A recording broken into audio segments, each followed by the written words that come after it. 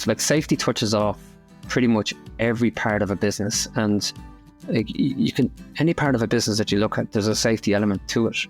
And it's only a matter of just having a bit more, like, you don't necessarily need ourselves or a consultant to come in and show business owners. They're smart enough. They know the way around. But it's kind of taking a step back and kind of have an analytical approach and a look at how you do business and how you operate and how efficient you are. And are you doing actually what you're focused on, Welcome to the WorkSAFE Podcast, where we share workplace safety strategies and what you need to know about workers' compensation insurance.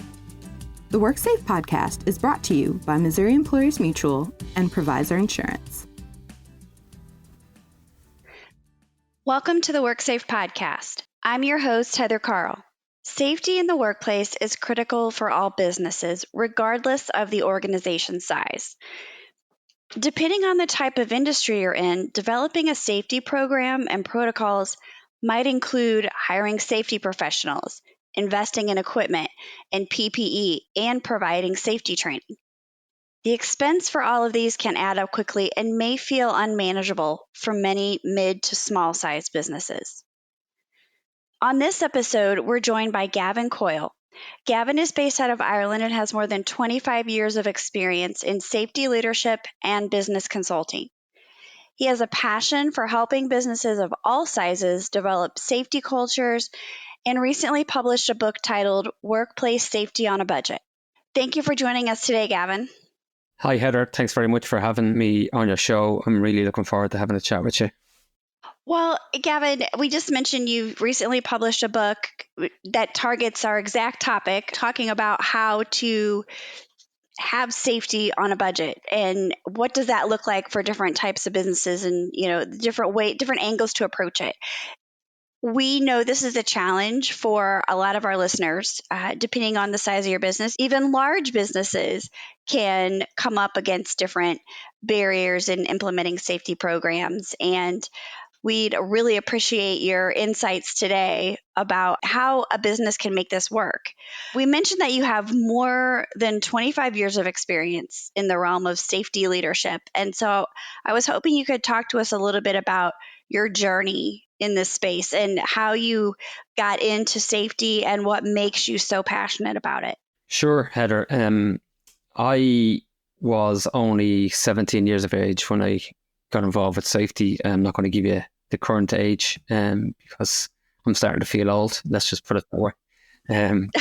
But yeah, at the time, there was a lot of hyperscale projects being built in Ireland, mainly US multinational companies like GlaxoSmithKline Beecham and the Intels of the world, Hewlett-Packards, Warner Lambert, which is now Pfizer's. They were all building at a very big industrial scale in Ireland, and the Irish legal framework at the time was pretty old, and there wasn't really a requirement to have a full-time health and safety person.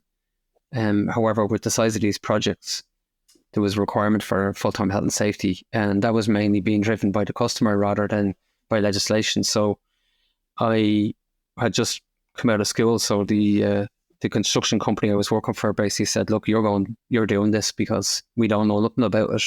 We don't really have we don't know where this is going, but all we know is that we've enough to be doing and you can do the safety bit. So went to the first site meeting, loved the concept of, protecting people. How are you going to protect them? How are you going to make sure they're safe? And there was models that the safety companies had built over in the States in terms of systems that was being implemented. Probably at the time it was revolutionary stuff, but when you look back at it now, it was pretty straightforward and not as revolutionary as where safety is today. But yeah, so I suppose that company, the construction company that I got, became very successful over a period of time, and we're winning more and more projects. So I kind of got split then to manage and oversee safety on many projects for them, for that particular company. And we were doing a hotel project for the Four Seasons Hotel. And I happened to be on that job that morning when there was a very severe bang on the door of the cabin, and basically it was man down, and it was one of our young guys had fallen into a hole head first, ironically looking for lights for another contractor, just giving them a handout where somebody had said, look, we need some task lighting. Do you know where there is some? And he said, yeah, I think there's some in the basement. Went into the basement and unfortunately tripped over a piece of scaffolding, which put him headfirst into a hole. And it was pretty much carnage. So we got him into the ambulance.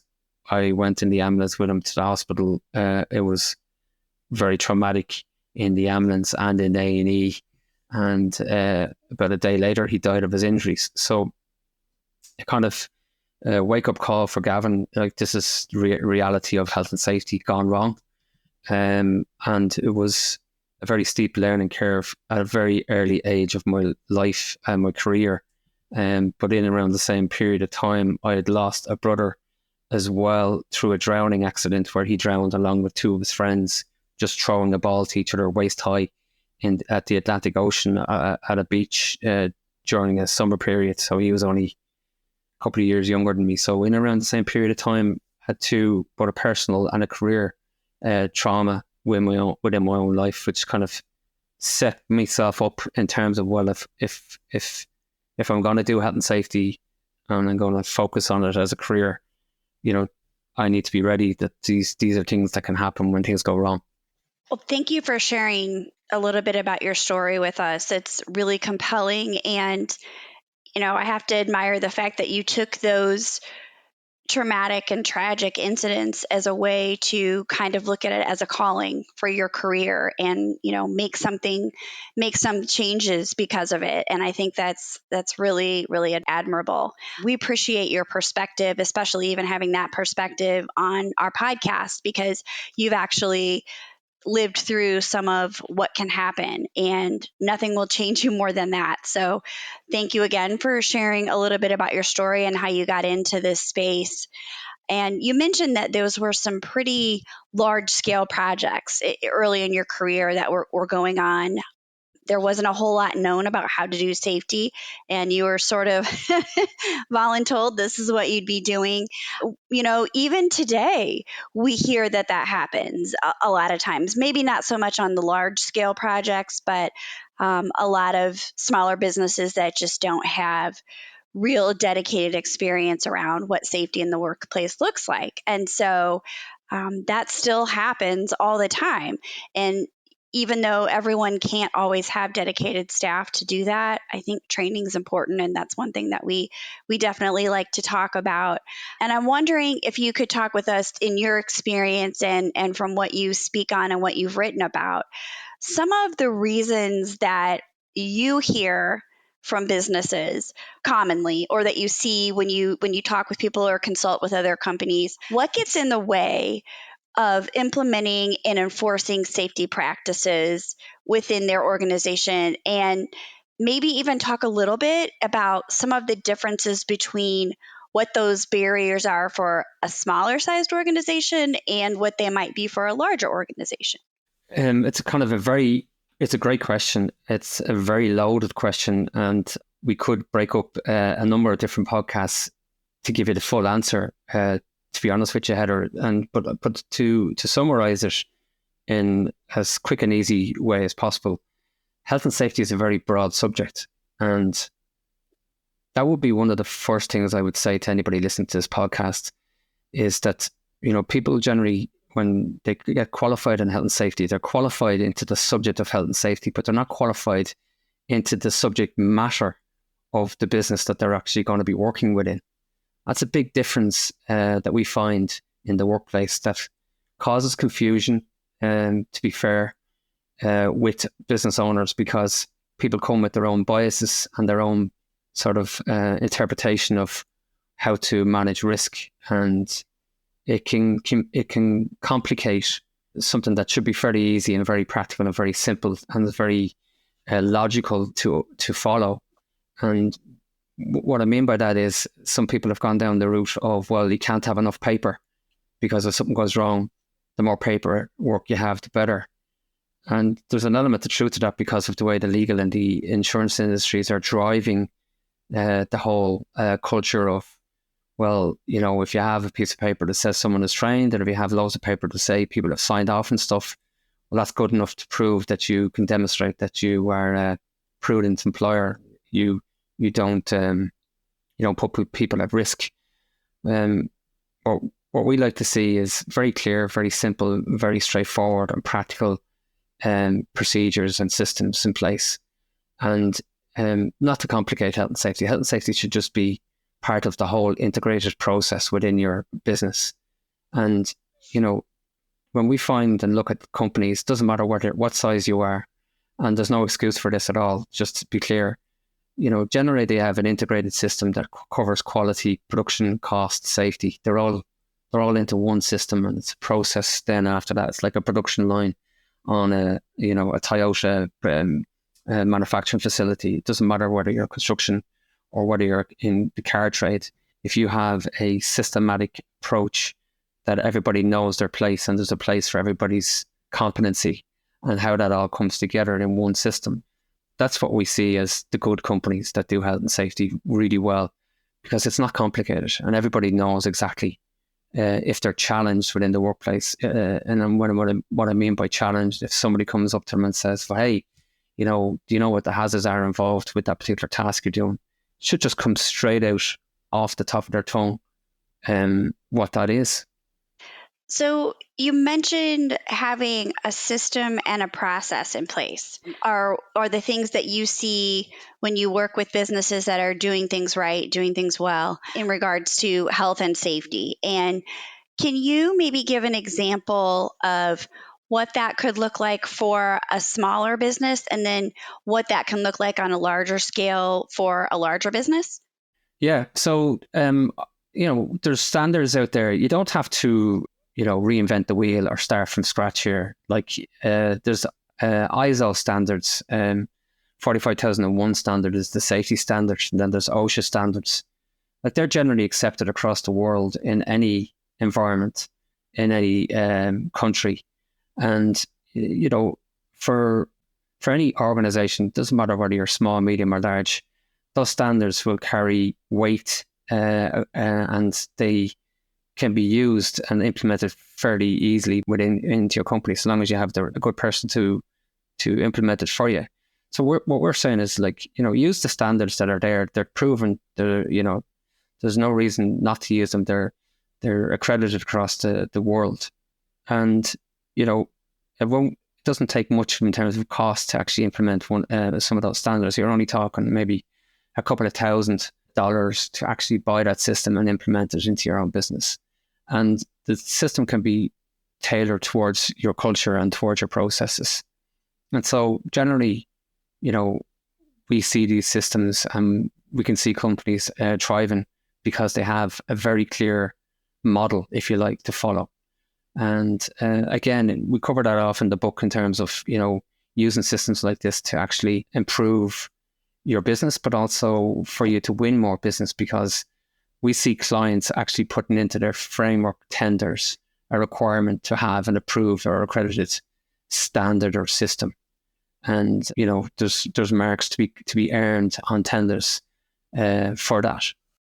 Well, you mentioned starting with standards and regulations. So whatever those are, wherever you are, those are tried and true, accredited. That's a great place to start, no matter what your business is. You really have to, but it's also a really good foundation for whatever system or process you do end up putting in place. And we know that with some of those, as you've also discussed earlier in the conversation, budget, it's a concern for all businesses. So, whether you're a large one, a small one, a mid-size, whatever, everybody has a budget. And we often hear that this is something that is almost always a barrier for most companies, or a concern. Well, I can only allot this much, or I don't really have anything set aside for safety. How can I do this? And I know that some of what you've written about specifically addresses that. So I was hoping maybe you could walk us through a few budget-friendly ways to get started or enhance something that builds upon whatever these standards or regulations are in wherever you're doing business. Yeah, sure. So the book, Workplace Safety on a Budget, is available on Amazon.com. And really what it is my experiences down through the years in terms of how I've worked with different organizations, small, medium and large. And really they're all dealing with the same challenges. It's just on a different scale or a bigger dollar value. But, essentially when you boil it down, all the companies are having pretty much the same issues. And what we try to do in the book is basically give you sort of hacks, if you like, of how you can, trim the bottom line, create more profit within the business, and then use that profit to repurpose it into other areas that might be more advantageous for you as a company. And what I mean by that is the likes of, if you're able to free up more cash, it means you could potentially pay people bigger wages, that are more competent or that are more highly regarded within the industry, or buy more equipment that, is more innovative and is more efficient than the current equipment you have. So we see companies that are probably spending too much money on safety, but we also see companies that are afraid of the whole safety thing and saying, look, I don't want to spend too much money here because I don't have much in the kitty. So the book basically tries to dispel that whole notion that you need to have loads of money in order to be safe. That's not true at all. There's plenty of ways that you can be safe. And we have this program we call the business of safety. So we like people to look at safety as a profit center. So we want business owners, to treat their safety department as a profit center. And what we mean by that is use the brand of safety within your own brand to enhance your reputation within the industry for what you guys do, whether it's roofing or whatever the discipline is. And so the book then goes into different areas. So for example, if we take paperwork, for example, we know that it does have to be done, and it takes a lot of time and a lot of effort, a lot of admin to pull together some of these documentations. But what a lot of people don't know is if you use some of these gig economy websites, there is fantastic talent across the world who are specialist people in specialist areas such as construction, power generation, oil and gas, whatever it is.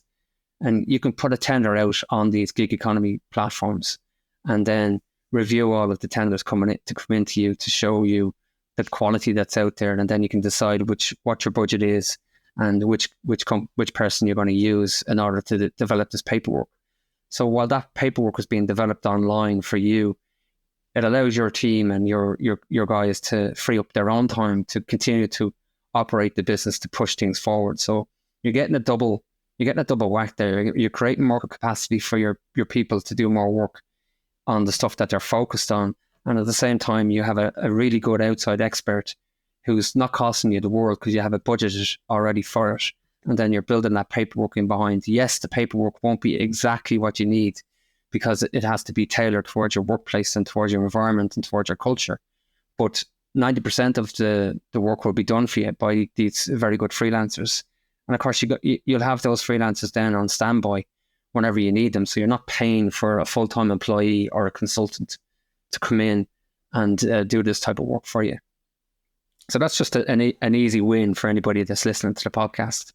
We use Upwork, but it could be Fiverr, it could be any of the gig economy platforms. But generally, we use Upwork.com. And to be honest with you, you can go in and lowball it, and there is people that will put in ridiculous prices for your tenders, like, $4 an hour, which is just off the scale. But, do your due diligence, do your vetting, spend your time to actually get the right person. And what you'll find is you'll actually give that person what you believe and what that person believes they're worth, because you're getting the right advice and you're getting the right support. And you want that person or that freelancer to be on hand should you need them again in the future. And this is a big thing for us we see in construction is the need for capacity. A lot of companies do a lot of tenders and they don't necessarily look at the fact that what happens if we actually win this work? Do we actually have the capacity to actually deliver over and above of the projects that we have in place right now? And, this is a big problem with companies is that they overextend themselves and then they're not able to make that extra leap forward to scale up quickly. And then they end up, on a job, in a rush, being reactive and not having a sort of a proactive approach to getting things up and running. Well, we do hear that a lot as far as, companies are trying to take on more, oftentimes having to do that with less. And so having an outside source, like you mentioned, to be able to kind of be on standby to make changes and create things for you regarding your safety program does seem like a really doable solution. And you're not having to invest in an FTE and provide all that extra in those ways. I think my next question was really going to be about how do you help businesses see the value of implementing safety as part of what they do? And so, I mean, you already kind of answered it a little bit, but I'd love for you to expand a little bit more. You mentioned looking at safety as a profit center, and I think that's probably going to sound like a very novel idea to most people because most people look at it as a debit, not a credit. Like I'm not going to get anything out of this. And I'm just wondering if in your experience, you could share a little bit more, even any examples about how putting that money up front to do a little bit of work can save so much on the back end. 100%. So at a basic level, we have the program of safety up and running. And like we estimated even to this point that we can save companies up to 50% on their current spend on health and safety. But what we say as part of that caveat is, as part of that saving, we want you to repurpose that into areas of your business that have a direct impact and that are measurable and that can be, tracked and measured for the future so that you can see your company growing further and further. So to give you an example of one company we worked with, it was a medium-sized company and they were a utilities contractor. They had over 100 people on the ground working on major projects, and they had won a significant contract from a client. And when I spoke to their workers told me that they were employed to do a different job when they actually went into this particular company. But because they had won this particular contract, the company asked the workers, or pretty much told the workers, well, you're going to be doing this because this is a high value contract. And, there's going to be more money for you and there's going to be more money for the business. And, we just have to do what we have to do. And this is a great opportunity. So they turned it into like as if it was an opportunity moment. So it was so ironic, but to think about it in context, these guys were actually employed to work on overhead power lines. But in actual fact, they were working in holes in chambers in the ground. And so when I spoke to them, they were like, yeah, so it wasn't a competency-based task, really. So they didn't have to be retrained. It was a very standardized job that they were doing. But at the same time, they weren't fully motivated. Yes, the money got better because they had won this contract. But they were leaving aside their core skills that they were, really good at doing. And nobody looked at this from the business of safety model that we have, which is basically, let's look at this. And we encouraged the owners of the business to go out to tender, because they had so much knowledge and data and information gathered from their own workers doing this particular task that they were able to put together, and we helped them do that, put together a really good tender document that went out to the market. Now, we already knew of a specific company that only did this particular task. And so we introduced that company to the client, and it was a competitive tender. But the company that we were advising, they had all the man hours, they had all the equipment accounted for, they had all the materials, all the time. They had it down to a T exactly how much these tasks were costing them as a business and how much they were then turning it into a profit. However, when we got them to tender out this work and they brought in this smaller contractor who only had a focus on a competency to do this particular task, they realized that this company could actually do the job pretty much the same, if not better, and cheaper than what they were actually doing it themselves, which allowed their own people to come out of the holes that they were working in, to go back to the jobs that they were actually good at, and for the business owners to actually go out and win more work because they had the capacity of having these guys freed up to do actually what they should be good at doing, and what they wanted to do and what they were employed to do. So the estimate is still going up, but it was over €1 million of a saving for that company to restructure that particular operation within their business. And I still meet with the owners of the business, and they don't give me any part of that profit that they're making, but they're doing really well. And the company that actually won the work has become a much bigger and better company because they've obviously had more. They've won this significant contract from that particular client. So that's just one example on a macro level of how you can, turn safety into a good. I think that's a perfect example of kind of what we were looking for in terms of sharing with our listeners how it really does pay in the long run to think about safety up front. And as you were sharing that story, one thing that I was thinking was, there's a company that it took on a project, which this happens all the time. And you get it because companies have to take on new work to continue to be in business.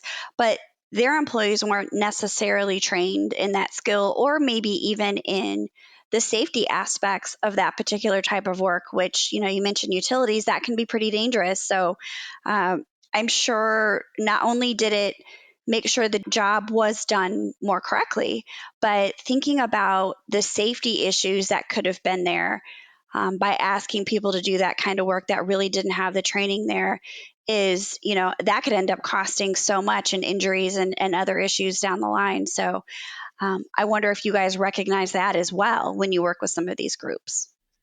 Yeah.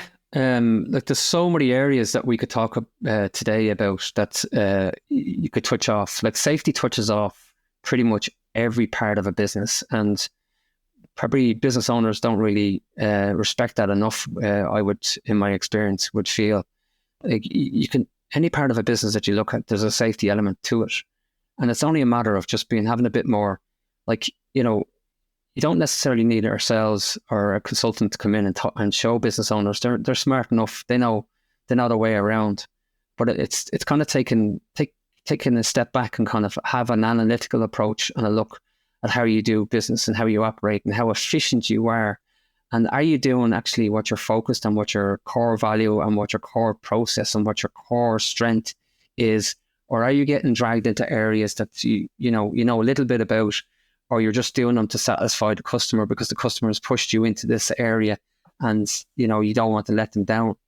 And that's what we see is that, companies generally want to go the extra mile and help their clients succeed.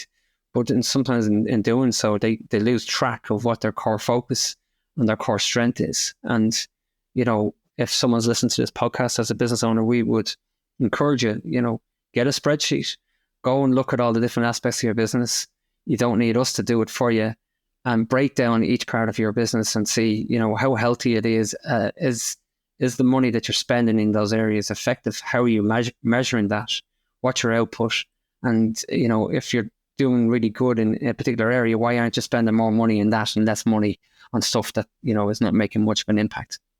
I just appreciate all the things you've shared today. The list, all of it has been something that, providing angles that maybe we haven't looked at before and different ways to approach it. So, in order to kind of leave our listeners with a couple of takeaways that you think just about any business could do, two of the most important things you talked about today, if you could just mention or recap a couple of those two actionable steps as we wrap up our conversation today and give that as a way to kind of help them move forward in their safety journey.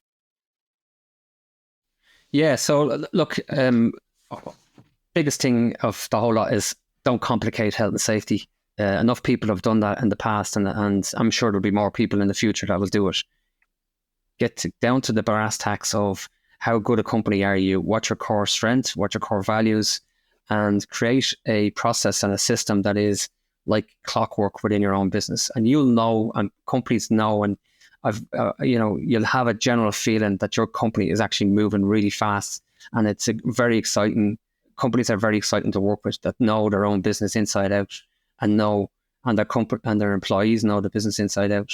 And so share information as much as you can with your employees and with your stakeholders. Involve everybody in the decision-making process. Make safety part of your business, but it doesn't have to be all about your business. But make it into a part of your business that actually performs well for you in such a way that it actually makes you money. And by that, I mean that it creates a better reputation for you as a safe company, a company that people want to work with, people that people want to be involved with and connected with. And look at areas in your business that are, needing more help and more support, and repurpose the money in such a way that it makes it efficient, it makes it safe, and it creates a sustainable model for your business for the future. Well, thank you again for joining us, Gavin. It's been a really enlightening conversation, and I know our listeners are definitely going to be taking some great things away from it. It's been a privilege to have you on our WorkSAFE podcast. I was delighted to be here, Heather, and I love the podcast, and keep it going. Well, before we end the episode today, I do also want to ask our listeners to connect with us. And we've got a few different ways you can do that, whatever works best for you. But we do love to hear from everyone. So you can email us directly at podcast@mem-ins.com. You can like and subscribe to us on your favorite podcast platform. And not only does that help us with being found easier in searches, but it also gives us a really great way to understand how we're doing. And then the third option is something that's really just for you. You can subscribe to our monthly Safety Buzz newsletter at mem-ins.com/safetybuzz. It's a quick way to stay up to date on all the latest safety information delivered to your inbox just once a month. Thanks for listening.